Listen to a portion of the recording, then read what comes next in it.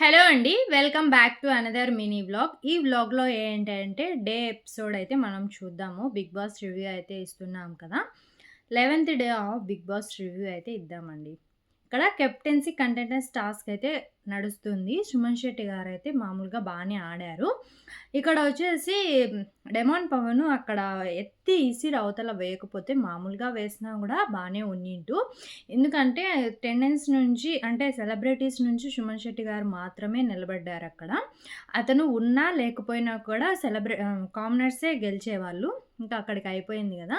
ఇంకా నెక్స్ట్ వచ్చేసి రంగు పడుద్ది గేమ్ అయితే స్టార్ట్ అయిందండి అక్కడ. ఇక్కడ చెప్పాల్సిందంటే రీతు పెద్ద ఇన్‌ఫ్లుయెన్సర్ అండి. అందరిని ఇన్‌ఫ్లుయెన్స్ చేసేసిందక్కడ.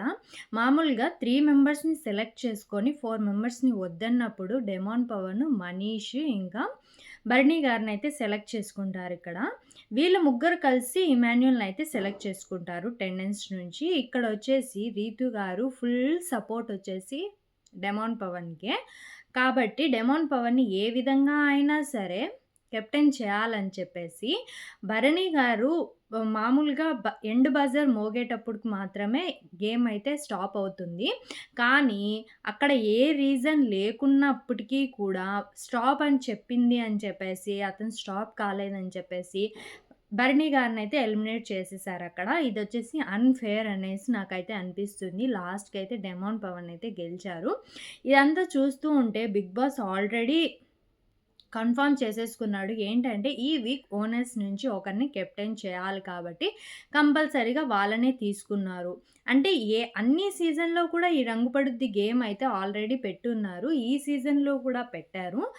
ఏ బిగ్ బాస్ టీమ్‌కి ఏ గేమ్ దొరకనట్టు, మనం చూసే వాళ్ళని ఎదవలని చేస్తున్నట్లు ఈ గేమే మళ్ళీ అయితే పెట్టారండి. ఇక్కడొచ్చేసి రీతు అయితే మంచి influencer.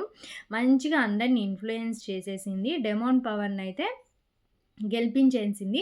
ఇక్కడొచ్చేసి demon Pavan Emmanuel T shirt ఎత్తి రంగు పూస్తూ ఉన్నప్పటికీ, అక్కడ రూల్ బ్రేక్ చేశాడు గదా! డెమాన్ పవన్‌ని ఎలిమినేట్ చేసేసి ఇమాన్యుయల్‌ని ప్రకటించొచ్చు కదా! కెప్టెన్సీగా. లేదు. అక్కడ ఇమాన్యుయల్‌నయితే ఎలిమినేట్ చేసేసి డెమాన్ పవన్‌ని ప్రకటించారు కెప్టెన్‌గా.